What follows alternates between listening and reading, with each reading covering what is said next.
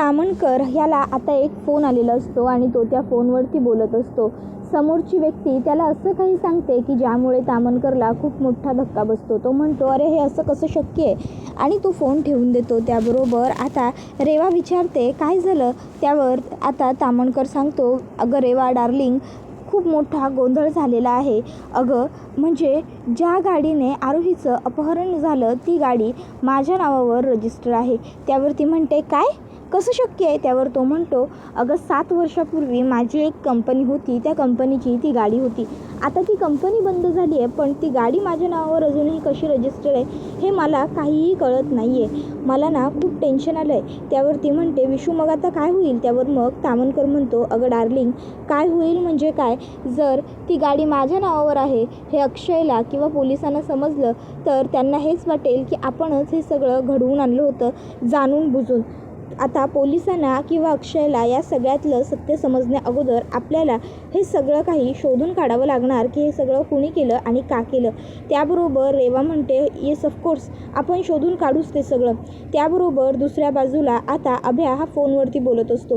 तो त्या गुंडांना बोलत असतो, अरे यार, तुम्हाला काय गरज होती, तुम्हाला कोणी सांगितलेलं नसता आगाऊपणा करायला. तुम्हाला माहिती आहे का, तुम्ही त्या मुलीला किडनॅप केलं होतं, त्यामुळे केवढा मोठा प्रॉब्लेम झाला आहे तो इकडे. त्याबरोबर इकडे ते गुंड लगेचच म्हणतात, अरे पण ऐक तरी. त्यावर अभ्या म्हणतो, अरे काय ऐकू, आता सध्या 5 गणित संपूर्ण नाकाबंदी केलेली आहे, पोलीस तुम्हाला शोधत आहेत, आता काय करायचं आहे. त्यावर लगेचच आता ते गुंड म्हणायला लागतात, ए अभ्या गप, उगाच आम्हाला जास्त अक्कल शिकवू नकोस. म्हणजे तू केलंस ना आमचे पैसे बुडवायचं काम, त्यामुळेच आम्हालासुद्धा हे असलं काहीतरी करावं लागलं. जर तू आमचे पैसे वेळेवरती दिले असतेस तर आम्हालासुद्धा हे सगळं करायची गरजच लागली नसती. त्याबरोबर मग आता अभ्या हा म्हणत असतो की हे बघा, गप्प बस, मी पैसे देणार होतोच, पण तुम्ही हे जे काही उपद्व्याप करून ठेवले आहे त्यामुळे आता काय घडणार आहे तुमचं तुम्हाला तरी माहिती आहे का. त्याबरोबर मग लगेचच आता तो गुंड म्हणू लागतो, जास्त अक्कल आता मला शिकवू नको. आता एक काम करायचं, आम्हाला पहिले तर इकडनं बाहेर काढायचं, नाहीतर कमीत कमी आमची 5 गणित राहायला जागा शोधून द्यायची. एक काम कर, तसंही तुझ्या घराला आउटहाऊस असेलच ना, आमची सोय तुझ्या घराच्या आउटहाऊसमध्ये कर. त्याबरोबर आता अभ्या म्हणतो, काय, माझ्या घराच्या आउटहाऊसमध्ये, अहो काहीही काय बोलताय. त्याबरोबर ते गुंड म्हणतात, आउटहाऊसमध्ये सेव्ह कर, नाहीतर मग बघ पुढच्या 12 तासाच्या आत जर आमची सोय नाही झाली तर तुझं काही खरं नाही. आता ठरव तुला काय करायचं आहे ते, एकतर आमचे पैसे दे, नाहीतर आमची राहण्याची सोय कर, काय पटतंय ते कर. त्यावर अभ्या म्हणत असतो, अहो हे कसं शक्य आहे, माझ्या घरात नाही नको, माझ्या घरात कसं राहणार. पण आता ती लोकं काही ऐकायला तयारच नसतात. शेवटी कटकट करू नको रे असं म्हणत ती फोन ठेवून देतात. आता अभ्या मागे वळतो तर मागे रमा असते. रमाला बघून अभ्याला धक्काच बसतो. अभ्या रमाला लगेच विचारतो, रमा तू कधी आलीस तू. त्याबरोबर रम्या म्हणते, मी ते. त्याबरोबर दुसऱ्या बाजूला शशिकांत मुकादम हे कॅरम खेळण्यासाठी कॅरमवरती कवड्या मांडतात आणि आता ते कॅरमचा पहिला डाव मारतसुद्धा असतात. तर इकडे अक्षय म्हणत असतो, सगळ्या बाजूंनी विचार केला तरी अजूनही मला काही कळत नाही आहे, काही सुचत नाही आहे, डोकं फार भंजाळून गेलं आहे. त्याबरोबर आता शशिकांत मुकादम हे त्याला म्हणू लागतात की अक्षय, तू खेळायला सुरुवात करण्या अगोदरच विचार जमत नाही आहे असं म्हणतोयस, याला काय अर्थ आहे. अरे आधी विचार तर पूर्ण चौबाजूंनी कर, त्यानंतर मग बोल. त्याबरोबर आता आनंददादासुद्धा म्हणतो, अरे अक्षय, फार काळजी नको करूस, पोलिसांना करू देत ना त्यांचं काम, पोलीस शोधतायत ना ते गुंड. त्याबरोबर आता आनंददादाला लगेचच अक्षय म्हणतो, अरे आनंदा, तू सुद्धा त्या आभ्यादासारखं बोलायला लागलास रे. अरे पोलीस शोधतायतच रे, पण म्हणून आपण काय सगळे हातपाय गाळून बसायचं का. आपल्याला हे सगळं कुणी केलं हे शोधायला तर हवंच ना. माझ्या मुलीवरती हल्ला झाला आहे, पोटच्या मुलीवरती, नक्की हे सगळं कुणी केलं आहे हे सगळं बघायला हवंच ना. रेवाने केलं आहे की इतर कुणी केलं हे शोधलं पाहिजेच. त्याबरोबर शशिकांत मुकादम म्हणतात, अक्षय, तू विचार फक्त एका बाजूने करतोयस, त्यामुळे तुला फक्त एकच बाजू दिसते. त्यावर अक्षय म्हणतो, म्हणजे तुम्हाला काय म्हणायचं आहे, मी रेवावरती जो संशय घेतोय तो चुकीचा आहे का बाबा. त्याबरोबर मग शशिकांत मुकादम म्हणतात, नाही बिलकुलच नाही असं म्हणत आहे मी, पण तरीही मला एक गोष्ट आणखीन वाटते. कधी कधी आपल्याला जवळच असणारी एखादी गोष्ट दिसत नसते.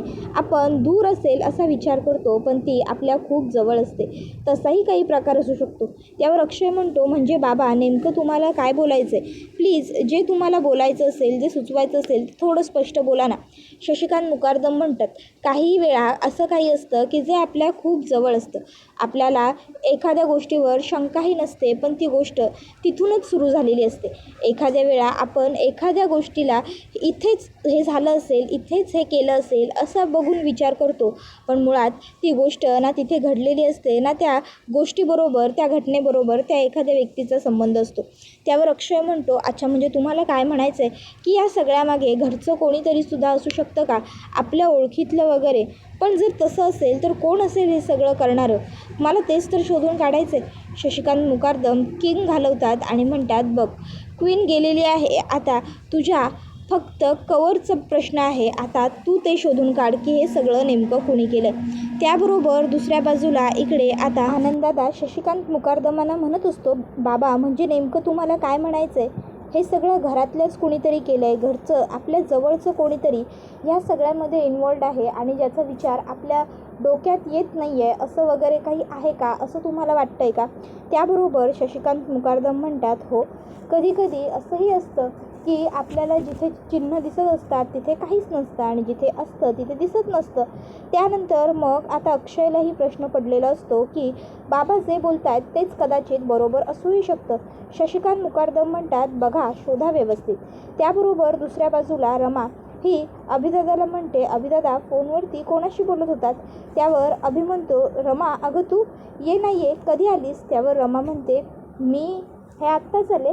पण तुम्ही कोणाशी फोनवर बोलत होतात? काय झालं अभिदादा, काही टेन्शन आहे का?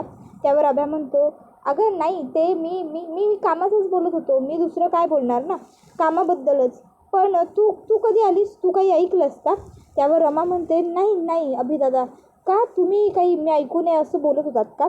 त्यावर अभि म्हणतो, नाही गं छे, मी कामाचं बोलत होतो, क्लायंटचा फोन होता ना त्यामुळे जरा टेन्शनमध्ये होतो.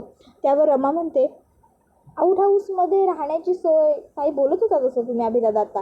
त्यावर अभ्या म्हणतो, अच्छा अच्छा अच्छा त्याबद्दल बोलतेस का तू? हो हो अगं ॲक्च्युली काय झालं आहे ना, माझे काही फ्रेंड्स आलेत पाचगणित, काही कलिग आहेत, तर मग त्यांना राहण्यासाठी जागा हवी आहे ना, तर ते विचारत होते कुठे इथे राहायला दुसरीकडे चांगली जागा आहे का किंवा असं काही, म्हणून मग मी बोलत होतो त्यांच्याशी तेच सगळं. त्यावर रमा म्हणते, हो का, मग बोलवा ना त्यांना आपल्याकडे. हां अहो आपल्या आउट हाऊसमध्ये राहतील किती लोक? राहतील, व्यवस्थित राहतील आपल्या आउट हाऊसमध्ये.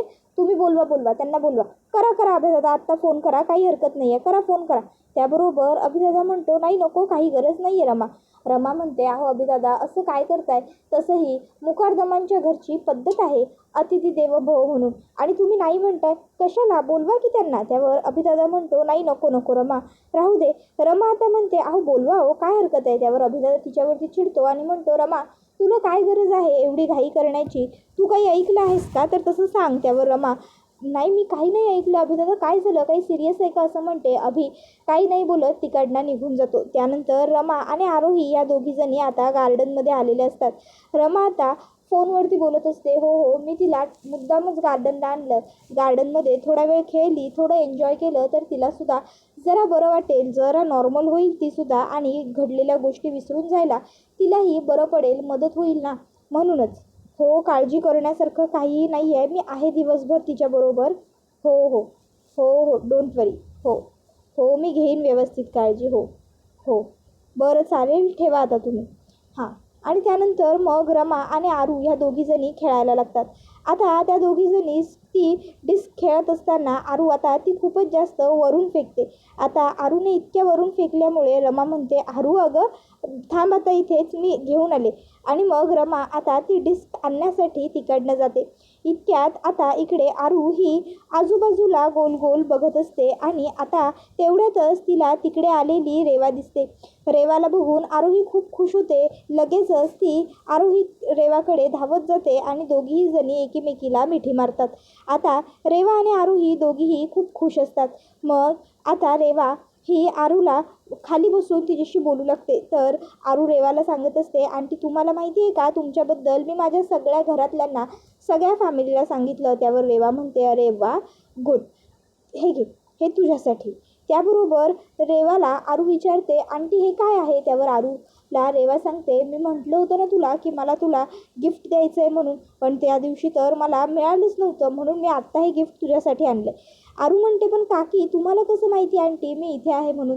तेव्हा रेवा म्हणते, नाही गं, मला माहीत नव्हतंच की तू याच गार्डनमध्ये आहेस ते, पण काय झालं ना, मी इकडे राऊंड मारण्यासाठी आले होते, तर तेव्हा मला तू दिसलीस म्हणून मग मी जाऊन हे गिफ्ट तुझ्यासाठी परचेस केलं, हे घे. आणि मग लगेचच आता रेवा आरोहीला ते गिफ्ट देते. त्याबरोबर आता रमा हा सर्व प्रकार बघते आणि आता रमाला हे अजिबातच आवडत नाही. रमा लगेचच तिकडे येते. तर इकडे रेवा ही आरोहीला म्हणत असते, तू हे गिफ्ट उघडून बघ ना, तुला आवडतंय की नाही ते मला सांग काय. आणि हो, आणि आता आपण फ्रेंड्स आहोत ना, मग मी तुला भेटायला वरचेवर येतच जाईन. त्याबरोबर मग रमा आता लगेच तिकडे येते आणि ती आरोहीला आणि रेवाला एकीमेकीपासून दूर करते. आणि मग आता ती म्हणत असते, एक मिनटं, काय सुरू आहे. त्याबरोबर मग आता रेवासुद्धा उठून उभी राहते. रेवा म्हणते, रमा मी तर फक्त सहजच. त्यावर लगेचच आरोही म्हणते, आई बघ ना, मला त्या आंटीने गिफ्ट दिलं. त्याबरोबर रमा आरूच्या हातातलं ते गिफ्ट घेते, रेवाला रिटर्न करत म्हणते, हे घे, पण आम्हाला खरंच या सर्व गोष्टींची गरज नाही आहे. रेवा, हे बघ, तू त्या दिवशी माझ्या मुलीसाठी जे केलंस, आमची मदत केलीस, त्याबद्दल थँक्स, पण तू माझ्या मुलीपासून लांब राहशील तितकं तुझ्यासाठीही चांगलं असेल आणि आमच्यासाठी. प्लीज माझ्या मुलीच्या पुन्हा जवळ येऊ नकोस. रेवा म्हणत असते, रमा अगं मी फक्त मैत्री. त्याबरोबर रमा म्हणते, नको, तुझ्यासोबत तिला मैत्री करायला घ्यायलाच नको. प्लीज तू तिच्यापासून जितकी लांब राहशील तितकं चांगलं राहील आमच्यासाठी आणि तुझ्यासाठी. रेवा चांगली आहे असं आरू रमाला सांगत असते. तर रमा म्हणते, आरू तू गप्प बस, तुला काही गोष्टी माहीत नाही आहेत, त्यामुळे तू बोलू नकोस. त्यावर लगेचच रेवा म्हणते, रमा प्लीज माझ्यासाठी उगाच तू तिला ओरडू नकोस, माझा राग तिच्यावर काढू नकोस गं. त्याबरोबर रमा म्हणते, मी काय करायचं ते तू मला सांगू नकोस रेवा, आणि प्लीज पुन्हा तू माझ्या मुलीला भेटू नकोस. नाही, आता मी एक वेळ एक्सेप्ट करते की तू चुकून इकडे आरूला भेटलीस, जेन्युइनली तू काहीही केलेलं नाही आहेस वगैरे वगैरे, पण याआधी तू आमच्या आयुष्यात ज्या काही चुका केलेल्या आहेस ना रेवा, त्या सगळ्या भरून निघणार नाही आहेत, समजलं ना. त्यामुळे मुकार्दम कुटुंब तुला कधीही माफ करू शकत नाही. त्यामुळे उगाचच्या उगाच तू आता पुन्हा पुन्हा त्याच चुका करू नकोस. त्यापेक्षा आमच्या आयुष्यातून कायमची दूर जा, हे तुझ्याही फायद्याचं ठरेल आणि आमच्याही, समजलं. एवढं बोलून आता लगेचच तिकडनं रमा आरोहीला घेऊन जात असते. तर मग रेवा ही म्हणत असते, रमा ठीक आहे, तू म्हणतेस ना तसंच होईल, मी पुन्हा नाही भेटणार आरोहीला, पण प्लीज प्लीज हे एक गिफ्ट मी घेतलेलं आहे तिच्यासाठी, एवढं तिच्याकडे राहू देत ना रमा प्लीज. रमा म्हणत असते, नाही नको. त्याबरोबर मग आरूसुद्धा म्हणते, आई प्लीज प्लीज घेऊ देत ना गं ते गिफ्ट मला, आई प्लीज. त्याबरोबर मग लगेचच रमा आरोहीच्या हातातलं रेवाच्या हातातलं ते गिफ्ट घेते, आरोहीच्या हातात देते आणि बाद झालं, आता पुन्हा नको काही दिवसा, एवढं म्हणत ती लगेचच तिला तिकडनं घेऊन जाऊ लागते. त्याबरोबर दुसऱ्या बाजूला इकडे आता घरात अक्षय आणि आनंददादा हे दोघंजणं बोलत असतात. ते म्हणत असतात की आपल्याला शोधून काढायचं आहे काहीही करून की आरोहीला किडनॅप कोणी केलं होतं, त्या सगळ्यामागे त्या गुंडांचा हेतू काय होता. त्यावर अभयदादा म्हणत असतो, अरे अक्षय तू का उगाच या सगळ्यामध्ये पडतोय, नाही म्हणजे पोलीस आहेत ना, पोलीस त्यांच्या परीने त्यांचं काम करतायत ना. त्यावर अक्षय म्हणतो, अरे अभय असं कसं बोलतोस, पोलीस काम करतायत म्हणून आपण काय हातावर हात धरून बसायचं का, शांत राहायचं का, चौकशी तर आपणही केलीच पाहिजे ना. आपल्यालाही कळायला हवं की कोण आहे ती व्यक्ती, लवकरात लवकर आपण शोधून काढायला हवं. मी एक काम करतो, मी इन्स्पेक्टर साहेबांना फोन करतो. आणि मग अक्षय आता पोलिसांना फोन करतो आणि पोलिसांना तो विचारत असतो, साहेब त्या गुंडांबद्दल काही कळालं का, काही थोडीफार तरी माहिती मिळाली का. काय, नाही का अजून, नाही काही हरकत नाही, मिळेल, हो मिळेल. बरं मी काय म्हणत होतो, तुम्हाला त्यांचं काही म्हणजे फुटेज वगैरे, हो का, CCTVमध्ये मिळालेत का. हां मग तुम्ही प्लीज तो नंबर पण मला पाठवा आणि ती CCTV फुटेजमध्ये ज्याचा चेहरा आला आहे तो फोटोसुद्धा मला पाठवा. मी एक काम करतो, मी काही वेगळं कळालं तर बघतो तोपर्यंत, मग इन्स्पेक्टर अक्षयला ठीक आहे म्हणतात आणि अक्षयला आता तो फोटो पाठवायला तयार होतात. अक्षय म्हणतो, अरे आनंदा, कामाची गोष्ट सापडली. एक गुंडाचा फोटो कॅमेऱ्यामध्ये व्यवस्थित आला आहे, तर तो फोटो इन्स्पेक्टर साहेब आपल्याला देत आहेत. म्हणजे थोडा ब्लर आहे, पण बघूया ना, काही समजलं तर, ओळख पटली तर. त्याबरोबर मग आता मात्र इकडे आभ्याला टेन्शन येतं. आभ्या म्हणतो, शिट, आता मेलो. आता यांच्या हाती तो फोटो लागणार, म्हणजे हे लोक शोधाशोध करणार. शोधाशोध केल्यावर यांना ती लोक सापडणार आणि मग माझी वाट लागणार. त्याबरोबर इकडे अक्षय तो फोटो बघतो आणि मग आनंददादाला विचारतो. तर इकडे आता आभ्याने तर घट्ट डोळे मिटून घेतलेले असतात. त्याला माहिती असतं की आता मी संपलो, आता मी मेलो. त्याबरोबर इकडे आता लगेचच आनंददादा म्हणतो की नाही रे अक्षय, फोटो खूपच ब्लर आहे, काही कळत नाही आहे. मग आता अक्षय अभ्याला म्हणतो, अभ्या. त्याबरोबर अभ्याचे डोळे मिटलेले असतात. अक्षय पुन्हा हाक मारतो, अभ्या. मग अभ्या डोळे उघडतो आणि तो फोटो बघत म्हणतो, नाही रे, नाही अक्षय, खूप ब्लर आहे, काही कळत नाही आहे. त्यावेळी अक्षय म्हणतो, हो ना, मलाही काहीही समजत नाही आहे, पण ह्या फोटोचं काहीतरी केलं पाहिजे. अभय आता विचार करतो, थँक गॉड फोटो ब्लर होता म्हणून मी या सगळ्यातनं वाचलो, नाहीतर आता मी अडकलोच असतो. त्यावर मग आनंददादा हा अक्षयला म्हणतो, अरे अक्षय, पोलिसांना विचार ना, त्यांचं ते सायबरचं काहीतरी डिपार्टमेंट असतं ना, त्यामध्ये ते फोटो क्लिअर करून मिळेल का? जर फोटो क्लिअर करून मिळाला तर कदाचित आपल्याला मदतच होऊ शकते ना. विचार, फोन करून विचार. मग आता आनंददादाने ही आयडिया दिल्यानंतर लगेचच आता अभयदादाला तर इकडे टेन्शन येतं. अभय विचार करतो, अरे यार, आता हा फोटो क्लिअर करून जर यांना मिळाला तर सर्वच गोष्टी माझ्या हातातून निसटतील, सर्व गोष्टींची वाट लागेल, हे सगळं काय घडून बसतंय वगैरे वगैरे तो विचार करत असतो. त्याबरोबर आनंददादा म्हणत असतो, अक्षय बघ तरी, प्रयत्न करायला आपली काय हरकत आहे. मग अक्षय ठीक आहे म्हणतो आणि तो पुन्हा इन्स्पेक्टर साहेबांना कॉल करून विचारतो की जर मला तो फोटो क्लिअर करून मिळाला असता तर जरा बरं झालं असतं साहेब, काहीतरी मदत मिळाली असती. तर नंतर आनंददादा हा त्याच्या मित्राबरोबर फोनवर बोलत असतो. हो चालेल, ठीक आहे. हो, मी तुला जो फोटो पाठवला आहे त्याचं जरा काही होत असेल तर बघ आणि मग मला कळव. हो चालेल. आणि मग तो फोन ठेवतो. इतक्यात तिकडे अक्षय येतो. आता अक्षय तिकडे आल्यावर मग आता लगेचच आनंददादा हा अक्षयला सांगतो, अक्षय, अरे माझा एक IT इंजिनियर मित्र आहे, मी त्यालासुद्धा तो फोटो पाठवलेला आहे. तो सुद्धा म्हणाला आहे की काहीतरी सॉफ्टवेअर वगैरे त्यांचं वापरून हा फोटो क्लिअर करता येऊ शकतो. म्हणून तो म्हणाला आहे तासाभरात तो मला फोटो क्लिअर करून परत पाठवेल. पण तू हा नकाशा वगैरे कसला आणलास? त्यावर अक्षय म्हणतो, ज्या ठिकाणी आरू आपली किडनॅप झाली होती हा त्या ठिकाणचा नकाशा आहे.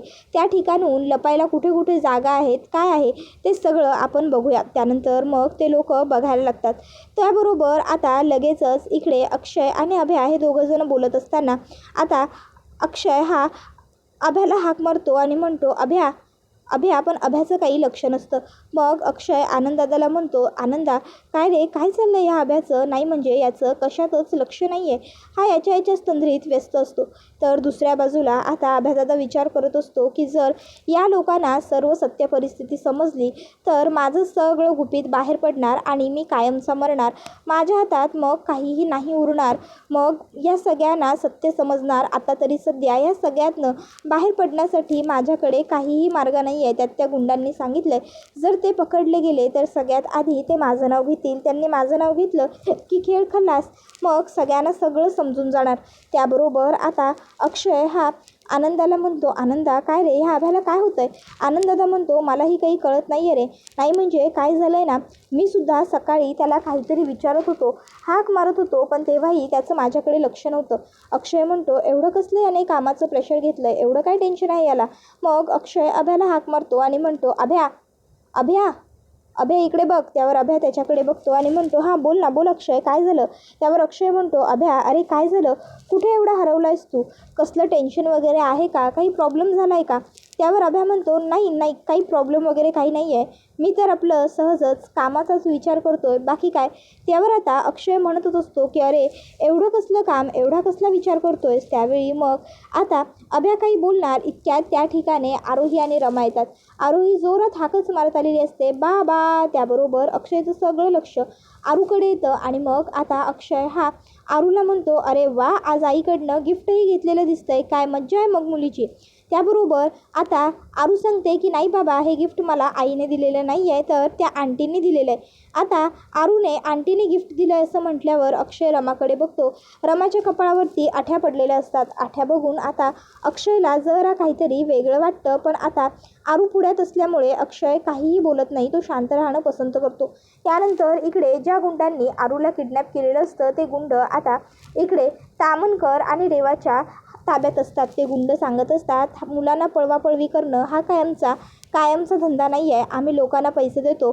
त्या अभिषेक मुकारदमने आमच्याकडनं पैसे घेतले आणि आम्हाला परत दिले नाही. आम्ही खूप पाठी लागलो होतो, पण ऐकत नव्हता, म्हणून मग आम्ही त्या पोरीला किडनॅप केलं फक्त पैशांसाठी. आमचा बाकी वाईट असा हेतू काहीही नव्हता.